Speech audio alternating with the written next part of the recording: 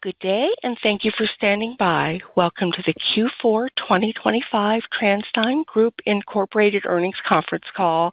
At this time, all participants are in a listen-only mode. After the speaker's presentation, there will be a question-and-answer session. To ask a question during the session, you will need to press star 11 on your telephone. You will then hear an automated message advising your hand is raised. To withdraw your question, please press star 11 again. Please be advised that today's conference is being recorded. I would now like to hand the conference over to your speaker today, Jaimie Stemen, Director of Investor Relations. Please go ahead. Thank you, and welcome to TransDigm's fiscal 2025 fourth quarter earnings conference call. Presenting on the call this morning are TransDigm's President and Chief Executive Officer, Mike Lisman, Co-Chief Operating Officer, Joel Reiss, and Chief Financial Officer, Sarah Wynne. Also present for the call today is our Co-Chief Operating Officer, Patrick Murphy. Please visit our website at transdigm.com to obtain a supplemental slide deck and call replay information. Before we begin, the company would like to remind you that statements made during this call, which are not historical in fact, are forward-looking statements. For further information about important factors that could cause actual results to differ materially from those expressed or implied in the forward-looking statements, please refer to the company's latest filings with the SEC available through the investor section of our website or at sec.gov. The company would also like to advise you that during the course of the call, we will be referring to EBITDA, specifically EBITDA as defined, adjusted net income, and adjusted earnings per share, all of which are non-GAAP financial measures. Please see the tables and related footnotes in the earnings release for a presentation of the most directly comparable GAAP measures and applicable reconciliations. I will now turn the call over to Mike. Good morning, and thanks for calling in today. First, I'll start off with the usual quick overview of our strategy. Second, make a few comments about the quarter. And third, discuss our fiscal 2026 outlook. Then Joel and Sarah will give additional color on the quarter. To reiterate, we believe we are unique in the industry, and both the consistency of our strategy in both good times and bad, as well as our steady focus on intrinsic shareholder value creation through all phases of the aerospace cycle. To summarize, here are some of the reasons why we believe this. About 90% of our net sales are generated by unique proprietary products. Most of our EBITDA comes from aftermarket revenues, which generally have significantly higher margins and over any extended period have typically provided relative stability in the downturns. We follow a consistent long-term strategy. First, we own and operate proprietary aerospace businesses with significant aftermarket content. Second, we utilize a simple, well-proven value-based operating methodology. Third, we have a decentralized organizational structure and unique compensation system closely aligned with our shareholders. Fourth, we acquire businesses that fit this strategy and where we see a clear path to private equity-like returns. And lastly, our capital structure and allocations are a key part of our value creation methodology. Our long-standing goal is to give our shareholders private equity-like returns with the liquidity of a public market. To do this, we stay focused on both the details of value creation as well as careful allocation of our capital. As you saw from our earnings release, we closed out the year with a good quarter. During the fourth quarter, we saw healthy growth in the revenue for our commercial aftermarket channel, robust growth in our defense market channel, and finally, as expected, our commercial OEM revenues returned to a growth position following the brief destocking trends we saw last quarter. For the full year, our fiscal 2025 revenue and EBITDA as defined margins surpassed our most recently published guidance. Commercial aerospace market trends remain favorable. Air traffic continues to steadily progress, and airline schedules remain fairly stable, with takeoffs and landings growing in the 3 to 4% ballpark year over year. In the commercial OEM market, there is still much progress to be made for OEM rates, and our results continue to be adversely affected by OEM performance. Airline demand for new aircraft remains high, and the OEMs have long backlogs. OEMs are working to increase aircraft production to meet this demand, but the recovery to date has been bumpy and will likely remain so. Our EBITDA as defined margin was 54.2% in the quarter. Contributing to this solid Q4 margin is the continued growth in our commercial aftermarket, along with diligent focus on our operating strategy, which is allowing margin performance to expand across all segments. Additionally, we had strong operating cash flow generation in Q4 of over $500 million, and we ended the quarter with a cash balance of over $2.8 billion and over $2 billion pro forma for the Simmons acquisition. We expect to steadily generate significant additional cash throughout fiscal 2026. Next, an update on our capital allocation activities and priorities. During our full fiscal 25 and continuing into October, we are pleased to have allocated approximately $7 billion of capital in the aggregate across M&A and return of capital to our shareholders. Specifically, these activities included the acquisitions of Servotronics, Simmons Precision Products, and approaching $300 million of other small tuck-in acquisitions, as well as a special dividend of $90 per share and $600 million of share repurchases. The dividend of $90 per share was our largest to date. As you know, we are continuously assessing our capital allocation options, and we were very pleased to return this capital to our shareholders. The recent share repurchases, including $100 million in October, are rooted in the same targeted returns math we have consistently applied over the years. Regarding the current M&A activities in the pipeline, we continue to actively look for opportunities that fit our model. As usual, the potential targets are mostly in the small and mid-size range. As always, we will remain disciplined around our approach to M&A.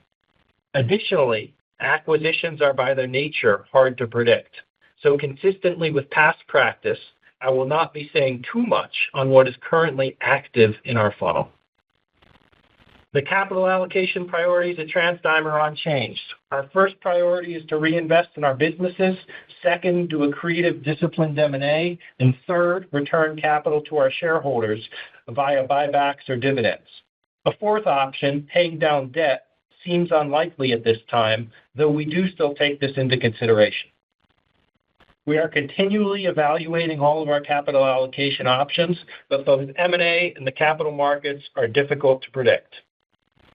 We exited fiscal 2025 with a sizable cash balance, and our recent capital allocation actions still leave us with significant liquidity and financial flexibility to meet any likely range of capital requirements or other opportunities in the readily foreseeable future. Now moving on to our outlook for fiscal 2026. This guidance incorporates the recently acquired Simmons Precision Products business, which we are very excited to now own, but which comes into the TransDigm fold at a profitability level below that of our typical acquisition. The guidance assumes no additional acquisitions or divestitures during the year.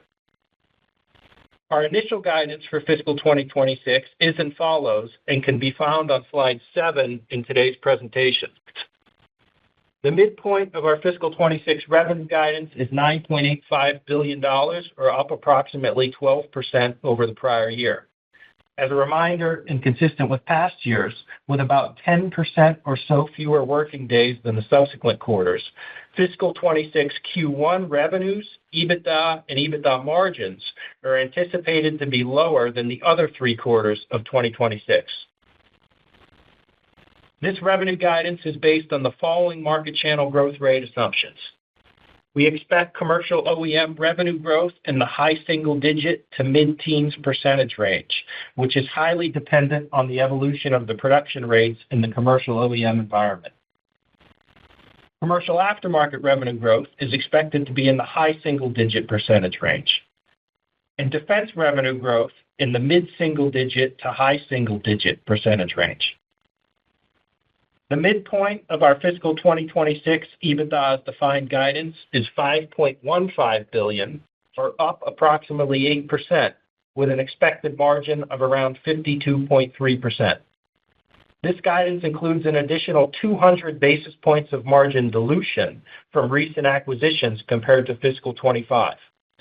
Additionally, some commercial OE and defense mix headwind in the range of a half percentage point to a full percentage point is further reducing our margins versus fiscal 25. Adjusting for these two dilutive factors, the margins would have increased more versus fiscal 25 and in line with the margin improvement we would typically expect on our base business.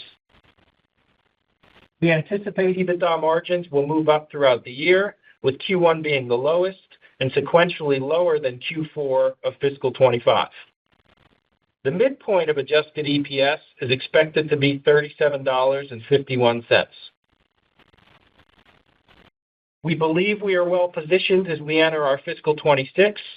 We'll continue to closely watch how the aerospace and capital markets develop and react accordingly. We are pleased with the company's performance this year in 2025. Our team successfully navigated the challenges of uneven demand in our commercial OEM market throughout the year to deliver a healthy EBITDA as defined margin. Looking to our new fiscal year, we remain focused on our value drivers, cost structure, and operational excellence. We look forward to fiscal 26 and expect that our consistent strategy will continue to provide the value you've come to expect from us. Now let me hand it over to Joel Reiss, our TransDigm Group co-COO, to review our recent performance and a few other items. Morning, everyone. I'll start with our typical review of our results by key market category. For the remainder of the call, I'll provide commentary on a pro forma basis compared to the prior year period in 2024. That is, assuming we own the same mix of businesses in both periods. The market discussion excludes the recent acquisition of Simmons Precision Products. In the commercial market, we will split our discussion into OEM and aftermarket. Our total commercial OEM revenue increased 7% in Q4 and was down 1% for the full year fiscal 2025 compared with the prior year periods. As we anticipated, commercial OEM revenue in the fourth quarter returned to positive growth as we supported higher build rates. However, overall, the commercial OEM revenue performance for the full year was softer than we originally expected for fiscal 2025. The year-over-year decline in commercial OEM revenue was primarily driven by the negative impact to OEM build rates that resulted from the Boeing strike and production ramp-up challenges at Airbus. Bookings in the quarter were up compared to the same prior year period. Commercial transport bookings growth was up over 20% for the fourth quarter. The bookings levels for OEM commercial transport show that the market is recovering from the various disruptions seen over the past year or so, but as we have said before, this recovery could be a bit bumpy and uneven on a quarterly basis as the OEMs and our Tier 1 and Tier 2 customers right-size inventory levels. We are encouraged by the progress of the 737 MAX production line, as well as the FAA's approval for Boeing to increase its production rate. Our operating units are well positioned to support the higher production rates as they occur.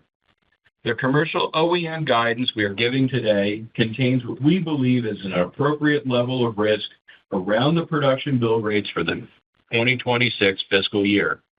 Our fiscal 2026 commercial OEM revenue guidance range of high single-digit to mid-teens % growth contemplates reasonable risks around the Boeing and Airbus rates. Now, moving on to our commercial aftermarket business discussion. Total commercial aftermarket revenue increased by approximately 11% in Q4 and 10% for the full year compared with the prior year periods. Sequentially, total commercial aftermarket revenues were up 5% in Q4. This quarter, all submarkets within the commercial aftermarket experienced positive growth. Our commercial aftermarket, excluding our BizJet submarket, was up 13%, driven by solid growth in freight, interiors, and engines. Bookings across all submarkets were up compared to the prior year period, and POS at our distributors grew in double digits on a percentage basis this quarter. For the full year, the 10% revenue growth for commercial aftermarket was in line with our original expectations. Each of the submarkets performed about as expected, with strong performance from our interior submarket and from the operating units with higher engine content within the passenger submarket. Our operating units continue to monitor market share and competitive losses, and we see no material change in this space from either USMs or PMAs.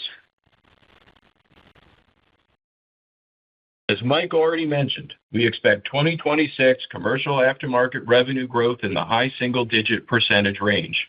Regarding how commercial aftermarket revenue is likely to progress throughout the fiscal 2026, Q1 is expected to be the lowest quarter of the year on a sales dollar basis, as there are roughly 10% fewer working days than in other quarters. Now, shifting to our defense market. Defense market revenue, which includes both OEM and aftermarket revenues, grew by approximately 16% in Q4 and 13% for full year fiscal 2025 compared with the prior year periods. We have seen strong growth in defense driven by new business wins and strong performance by our teams in both domestic and international markets. Q4 defense revenue growth was well distributed across our businesses and customer base. Although we saw similar rates of growth in both the OEM and aftermarket components of our total market, with aftermarket running slightly ahead of OEM. Defense bookings for the quarter and full year significantly surpassed the comparable prior year periods and support our 2026 guidance for mid-single to high single-digit revenue growth. Additionally, this quarter, we saw continued growth in the U.S. government defense spend outlays. As we have said many times before, defense sales and bookings can be lumpy. We know the bookings and sales will come, but forecasting them with accuracy and precision, especially on a quarterly basis, is difficult. We anticipate capital expenditures of about $300 million in fiscal 2026. About 2/3 of our capital expenditure spending is on new business and productivity-driven projects. Typical payback for cost reduction projects is just a couple of years. We have over 150 new automation projects planned for the year. We continue to see the cost of automation technology decrease year-over-year. We are a high-mix, low-volume manufacturer, and our continued success taking on new automation tasks and assembly, machining, polishing, and painting is exciting. As a result of our continued focus on productivity in both the factory and offices, we anticipate our headcount will remain roughly flat despite the increase in commercial and defense OEM work content during the year. We also had good continued success winning new business this year. I can't get into specifics, but several operating units have been awarded content on the F-47, and we believe this will be an excellent platform for us. Hopefully, in upcoming quarters, I'll be able to provide more specifics. To highlight a few new business programs I can talk about. In September, the U.S. Army placed its first large production order for Airborne Systems Glide Modulation Canopy, marking a major milestone following nearly 2 years of successful test and evaluation. This product represents a significant technological advancement over the current generation system used by the U.S. Army and Air Force. This new product allows jumpers to more precisely target landings in confined areas. The initial order value at $5 million begins the full transition to the new canopy in all future procurements. Airborne will deliver the first canopies in February 2026 to the U.S. Army Military Freefall School, where all new jumpers will be trained on this new upgraded system. In August, the UK Ministry of Defence awarded a $30 million contract to Irvine DQ for an advanced aerial delivery system. This new system, termed PRIBAD, enables the RAF's Atlas A400 aircraft to airdrop a rigid pole boat up to 40 meters long and weighing up to 12 tons. In addition, Oxidrol Weston reached an agreement with Rolls-Royce to supply its complete sensor suite on the Trent XWB-84 enhanced performance engine for the A350-900. This agreement encompasses OEM supply and power-by-hour support to operators, ensuring that the proven reliability of our sensors continues to contribute to the success of all XWB engine variants. We are making good progress integrating our two most recent acquisitions, Servitronics and Simmons Precision. Both integrations are being led by experienced EVPs. We have augmented the existing teams with seasoned individuals from other TransDigm operating units to accelerate their progress. It's still early, but our experience to date indicates that these are going to be two very good additions to TransDigm. Lastly, I'd like to finish by recognizing the strong efforts and accomplishments of our operating unit teams during fiscal 2025. It was a good year, and we are pleased with the operating performance they delivered for our shareholders. As we enter our new fiscal year, our management teams remain committed to our consistent operating strategy and servicing the strong demand for our products. With that, I'd like to turn it over to our Chief Financial Officer, Sarah Wynne. Thanks, Joel, and good morning, everyone. I'm going to review a few additional financial matters for fiscal 2025 and then also our expectations for fiscal 26. First, a few additional fiscal 25 data points on organic growth, taxes, and liquidity. In the fourth quarter, our organic growth rate was approximately 11%, and all market channels contributed to this growth, as previously discussed by Mike and Joel. On taxes, our GAAP and adjusted tax rates finished the year within and slightly better than their expected ranges. On cash and liquidity, free cash flow, which we traditionally define as EBITDA less cash interest payments, CapEx, and cash taxes, was roughly $2.4 billion for the year, slightly above our expected estimate of $2.3 billion. Below that free cash flow line, investment of net working capital consumed approximately $330 million on a full-year basis, and the final net working capital ended the year roughly in line with historical levels as a percentage of sales. We ended the year with approximately $2.8 billion of cash on the balance sheet, or approximately $2 billion when pro forma for the completion of the Simmons acquisition. At year-end, our net debt to EBITDA ratio was 5.8 times, up from the 5.9 times at the end of last quarter, after returning capital to our shareholders via a $90 per share dividend. While we don't target a specific amount of cash that we like to have on hand, we have sufficient capital available through both cash on hand and as well as incremental debt capacity to support all potential M&A in the pipeline. Over the course of fiscal 25, we did a fair bit of proactive financing. We pushed out our nearest term maturity from 2027 to 2028. Additionally, we reduced the interest rate on two of our loans. We also raised $5 billion to fund the aforementioned $90 dividend paid out in September. Our EBITDA to interest expense coverage ratio ended the quarter at 3.2 times, which provides us with comfortable cushion versus our target range of 2 to 3 times. We continue to be comfortable operating in the 5 to 7 net debt EBITDA ratio range. Our go-forward strategy of capital deployment has not changed, and we continue to seek the best opportunities for providing value to our shareholders through our leverage strategy. Our capital allocation strategy is to both proactively and prudently manage our debt maturity stacks by keeping the nearest term maturities far out. In addition, approximately 75% of our $30 billion gross debt balance is fixed through fiscal 2029. This is achieved through a combination of fixed-rate notes, swaps, and collars. Next, on the fiscal 26 expectations, I'm going to give some more details on the financial assumptions around interest expense, taxes, and share count. A special note that all of my comments and data here include the acquisition of Simmons. Net interest expense is expected to be about $1.9 billion in fiscal 26, and this equates to a weighted average interest rate of approximately 6.3%. This estimate assumes an average SOFR rate of 3.8 for the full year. On taxes, our fiscal 26 GAAP, cash, and adjusted tax rates are all anticipated to be in the range of 22 to 24%. On the share count, we expect our weighted average shares outstanding to be 58.5 million shares in fiscal 26.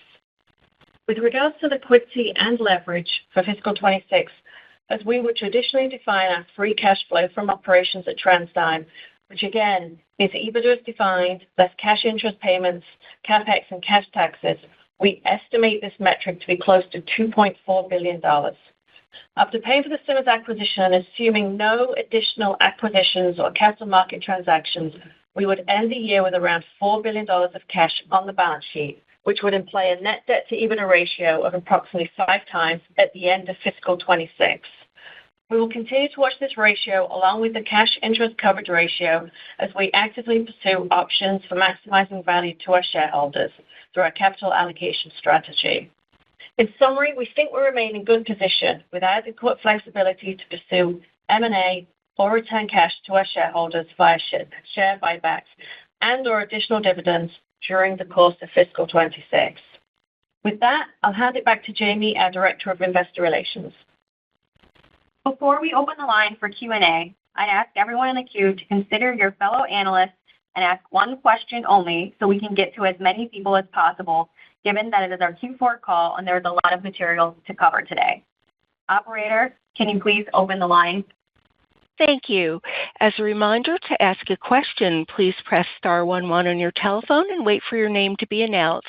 To withdraw your question, please press star 11 again. Please stand by while we compile the Q&A roster. And our first question comes from Scott Mikus of Melius Research. Your line is open. Morning. Morning, Scott. Morning. Mike, when Kevin was CEO, the company opened up the M&A aperture by expanding into test and measurement businesses, although they were still primarily aerospace related. You're still early in your career and could be leading TransDigm for quite a while. Is there a possibility that under your tenure, TransDigm takes a more serious look at acquisitions outside of aerospace and defense, or you're still comfortable that you can hit your 20% IRR target? So we did 2 branches outside of the core legacy aerospace hardware business under Kevin, Calspan and Raptor. Both it's early innings, but it seems so far so good. So we're looking for additional things potentially in that space, as the experience to date's generally been a positive one.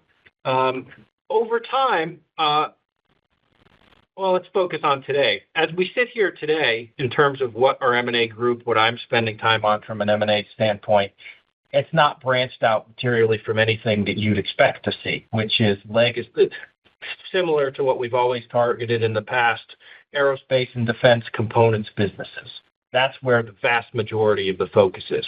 In the fullness of time, could you continue to potentially branch out and look at things under the umbrella, but similar to test and measurement that aren't right down traditionally our fairway? That could be the case, but we're not there yet. As we sit here today, the focus is more of where it's always been. Okay. And then you talked about the strength in orders in the aftermarket. Were there any noticeable trends among the 4 sub-markets there, whether it's freight, interior, biz jet, helicopter, passenger? Just any pockets of strength or pockets of weakness you saw? This is Joel. I'll take that. I don't think we've seen any dramatic change as we got out of the quarter. Certainly refurb business for interiors picked up more this year. It kind of lagged the year before. As we highlighted in the comments, engine has been strong for us all year as it was last year. And I think freight, which struggled the year before, also was pretty solid for us this year. All right. Thank you. Thank you. And our next question comes from Robert Stallard of Vertical Research. Your line is open. Thanks so much. Good morning. Morning. Just a couple from me on the 2026 guidance. First of all, on defense, that's a big slowdown for 26 versus what you've recently experienced for 2025. So I was wondering if you could give some more clarity on that. And then on the aerospace aftermarket, are you assuming a normal level of TransDigm pricing as you move into 26? Thank you. So on the defense side, I'm hopeful we're being conservative on it. We had good, solid bookings last year and good growth across the various aspects of the company. Defense is lumpy for us, and so unlike the commercial aftermarket with relatively quick book and ship, It's a little bit less predictable on the defense side, so we're going to generally be a little bit more conservative there. We've had 2 solid growth years in a row in defense, and I think we like where we're sitting today. On the commercial aftermarket side, I don't think we're planning to make any change in how we approach pricing. Our goal is to offset the inflationary increases that we see and put a bit of real price on top of that. I'm not sure we're going to, just similar to what we've done in past years, not looking to make any change. That's great. Okay, thank you very much. Thank you. And our next question comes from Ken Herbert of RBCCM. Your line is open. Yes. Hi, good morning. Hey, Mike and Sarah, appreciate the comments on the margin dilution from the recent acquisitions. 2 questions, really. First, how do we think about the ability to get the recent acquisitions up to sort of TransDigm margins? Do they have that capability, and what's the time frame to think about that? And then second, just wanted to confirm, excluding those, I think you've typically talked about sort of 50 to 100 basis points of annual margin expansion. Is that what we would normally expect, obviously, aside from the dilution of the acquisitions? Yeah. Ken, it's Mike. I'll lead off, and then Sarah can chime in if I miss anything.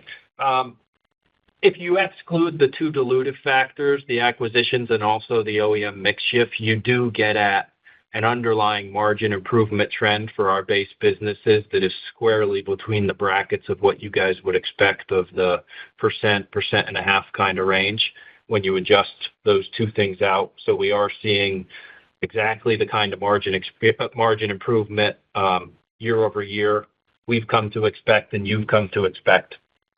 With regard to the 2 acquisitions, Simmons and Servotronics, the margins came into the fold at a low level, but these are great products. We're very excited to own both businesses. In the fullness of time, we see nothing fundamentally different about these 2 businesses versus what we've acquired in the past that should prevent us from being able to march the margins upward.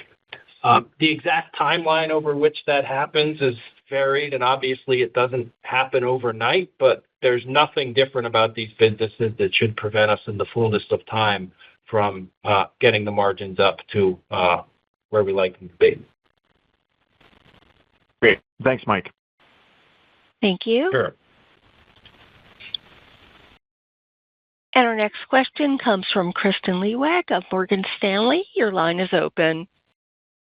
Hey, good morning, everyone. You guys touched on your contract award for the F-47. I was wondering, can you give more color on your content on this program, and how does this compare to your content on other fighter programs like the F-18, F-22, F-35?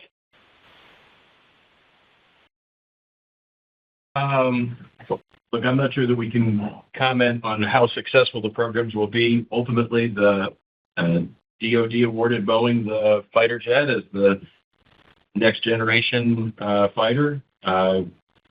We take it seriously, and our teams have been actively working to win good content on the planes. How successful it'll be, I'm hopeful it'll be great. Exactly where it's going to end up, we have no idea. Well, great. Well, I think we've historically not disclosed which specific op units won which content and that level of detail. But it seems like it's going to be a really good program for us, as Joel said in his prepared comments. Great. Well, thank you. I guess, the origin of that question is just really understanding, with the focus on your contracting styles and defense, it's a positive surprise to know that you've been winning more contracts, like for something like the F-47. So it's really more just to try to understand what your conversation with customers are like, and kind of confirm that, you're not in a no-fly zone type environment for new defense contracts. No, absolutely not. Yeah, I think actually across the company, I think we had more new business awards in the defense market last year than we did on the commercial side.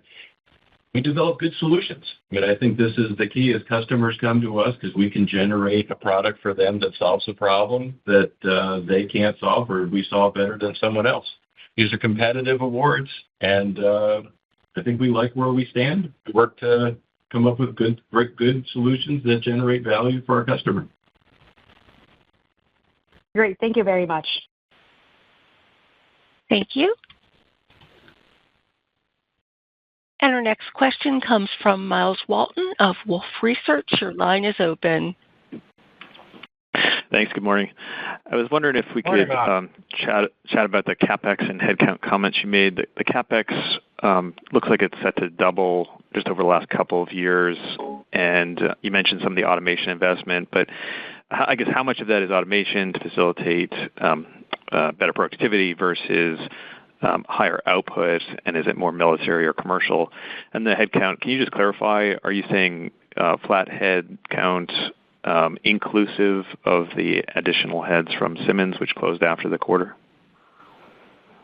So I'll take the latter part. Yeah, we look at everything in this case on a pro forma basis. So adding the headcount in from Simmons as we kind of look out at the growth we expect to see for commercial and defense OEM during the year, we don't think we'll have to add.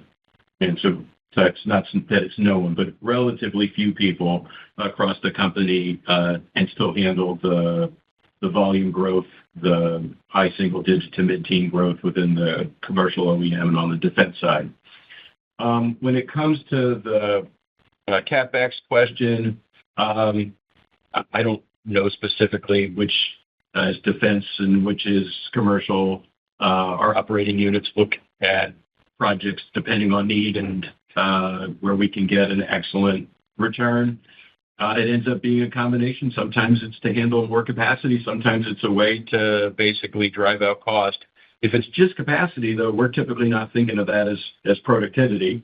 We ultimately should be able to do the work we're doing today, but with fewer people, with higher yields than we have today, or to insource work that potentially is being done on the outside. Okay. And just one quick follow-up on cash flow. What is the working capital investment or source that you're expecting in 26?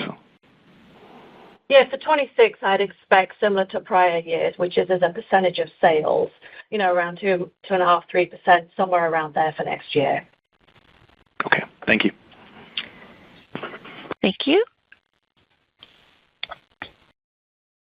And our next question comes from Sheila Kahyaoglu of Jefferies. Your line is open. Good morning, guys, and thank you. Maybe if I could ask on the commercial aftermarket.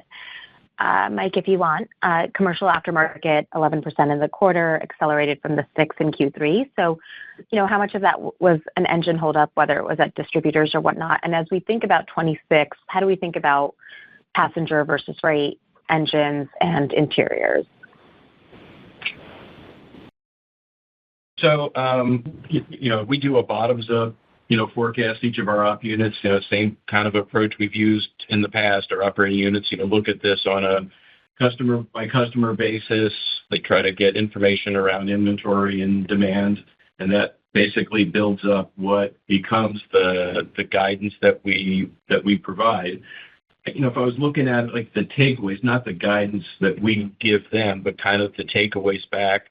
On the freight side, I think we continue to expect to see good, steady growth, kind of what we saw this year. The available cargo tons were up, in the 3 to 4% per year. I think most folks are thinking that's going to be the same. I mentioned interiors. Interiors, we saw refurbs kind of kick in on the U.S. regionals. I think the general feedback that we're hearing is that we expect that to continue, but with Asia and the Middle East becoming a bigger piece of refurbs. Engines have had 2 solid years of growth. I think our teams are optimistic, but probably a bit conservative around how that's going to continue to go.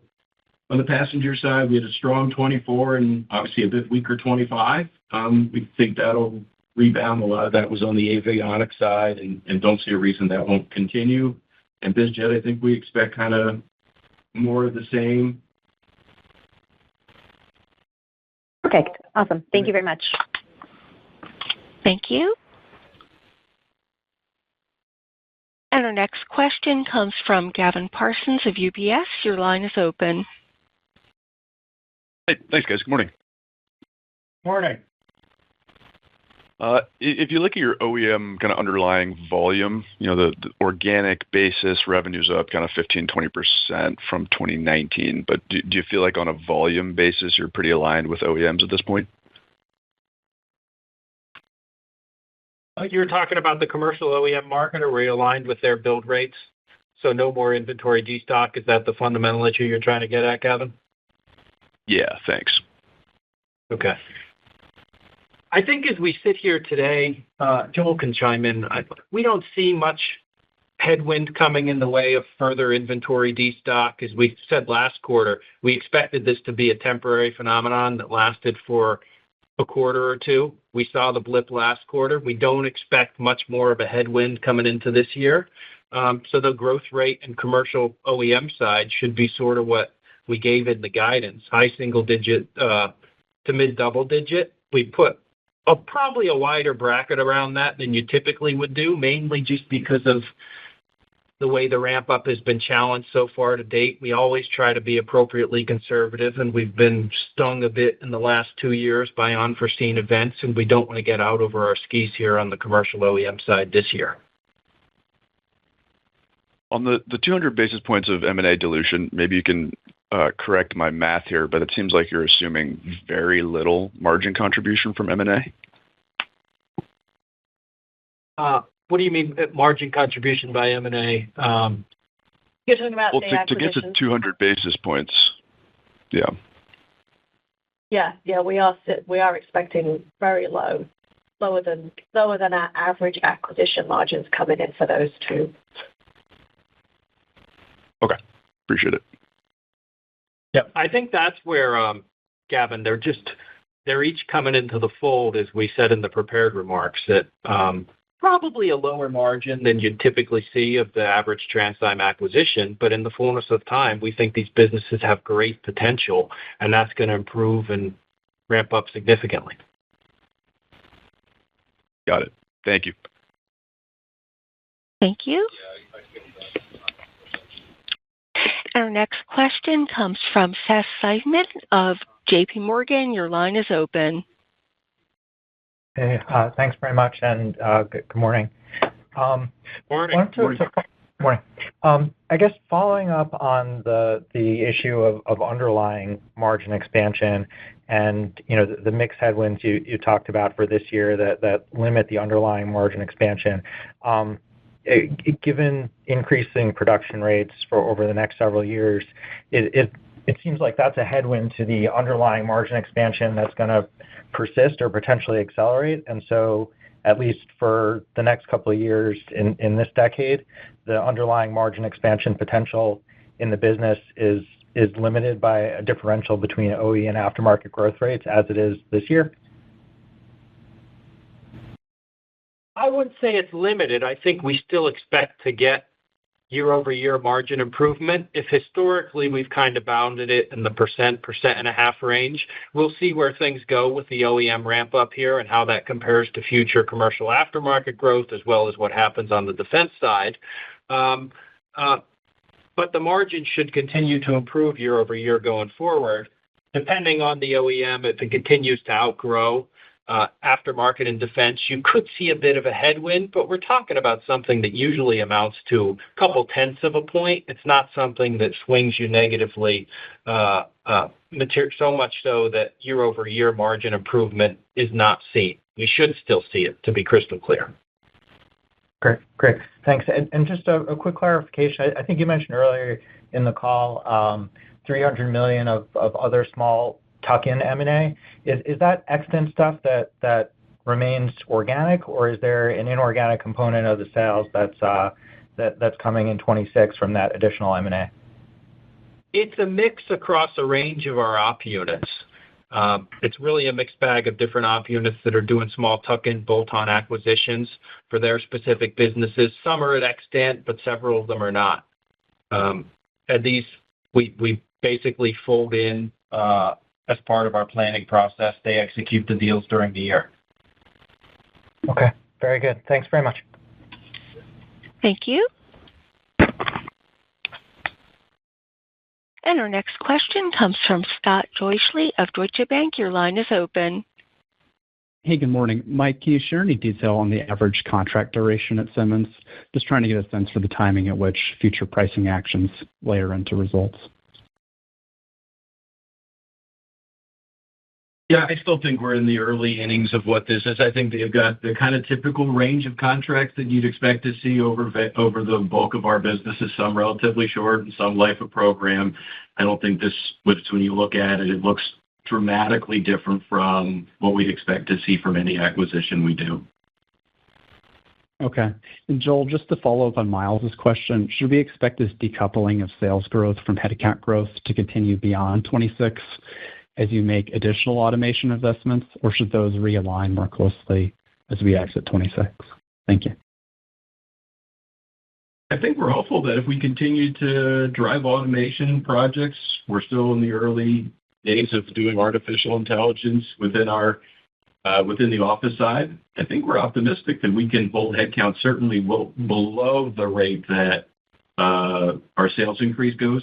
How successful we are. I mean, our operating unit teams focus on, productivity is one of our 3 value drivers, and they work hard to drive our sales per employee higher each year. And so they certainly are focused on how to best do that. Thank you. Thank you.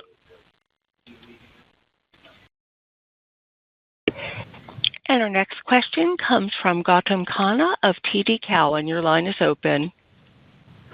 Yeah, thanks. Good morning, guys. Morning. I just had 2 quick ones. One, I was curious if you could give us an update on the sell-in versus sell-through, how the distributors that you own, what they saw in aftermarket. I may have missed it. And then, secondly, I just wanted to get your broader thoughts on the War Secretary's acquisition reform speech that he gave last week. How, if at all, do you think it would impact TransDigm? Thank you. Yeah, so on the distribution point of sale, it was up more than our underlying commercial aftermarket. A couple reasons.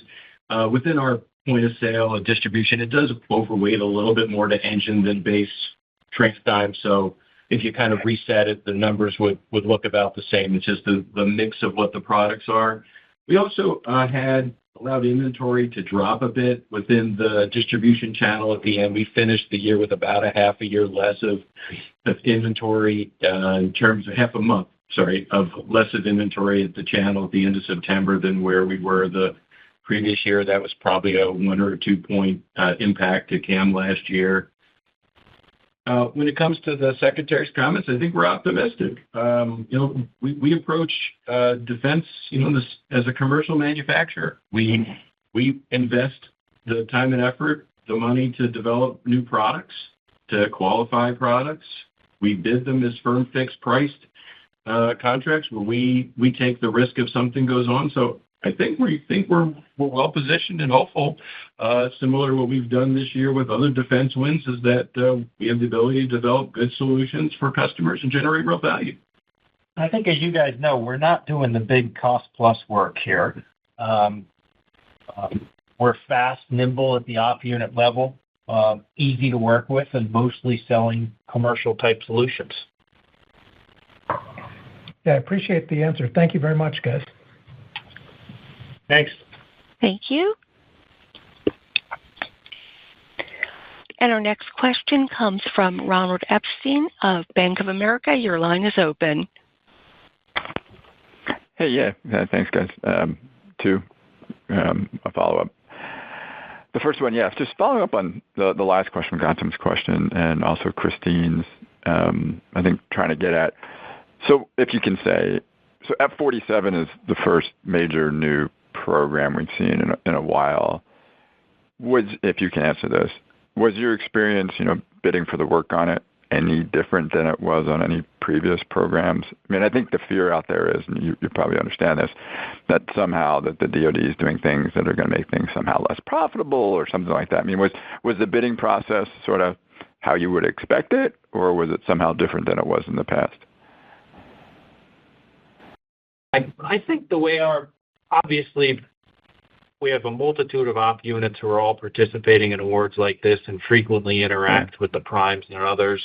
on the defense side. And the process was similar to what we've seen in the past and didn't play out with any big changes versus what we'd expect. All right, good to know. Good to know.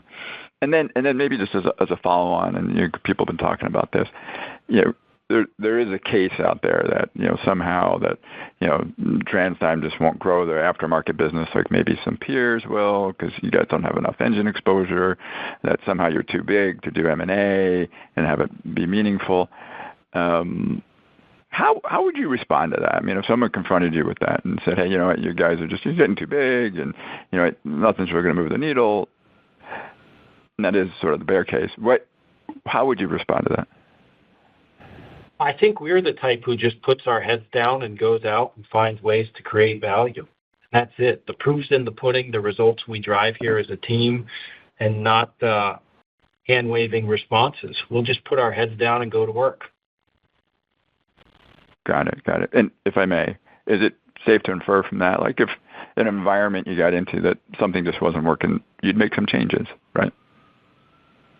Well, we're always we're going to operate the business to go and create value and do what we can to drive prudent long-term value for our shareholders with whom we're closely aligned.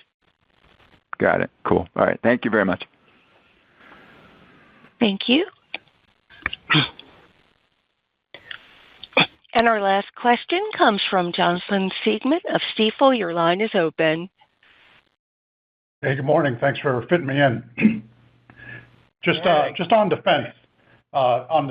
Just a lot of talk about new missile programs and drones. You guys have highlighted your good positions on the Predator and the Patriot. Just where do you fit on some of these newer, lower cost programs? Is that an opportunity for TransDigm, recognizing you're not going to be on the lowest, smallest end, but how about some of these new programs on the medium size and cost range? Thank you very much. Yeah, I don't want to provide any specifics because I don't know what we can or can't say on some of these, similar like the F-47. We've got some really solid wins on some of the programs you're referring to. Again, I mean, they're looking for good, highly engineered products that solve problems, that provide features that other folks can't. We have a lot of engineers. I mean, roughly, 15% of our entire corporation are on the engineering side, designing and developing products. So, yeah, I think we've got some really solid wins that hopefully we'll be able to talk to in upcoming quarters in some of the programs you're referring to. So I think we like our opportunities there. Thank you. Thank you. This concludes our Q&A session. I would like to now turn it back to Jaimie Stemen for closing remarks. Thank you all for joining us today. This concludes the call. We appreciate your time and enjoy the rest of your day. This concludes today's conference call. Thank you for participating, and you may now disconnect.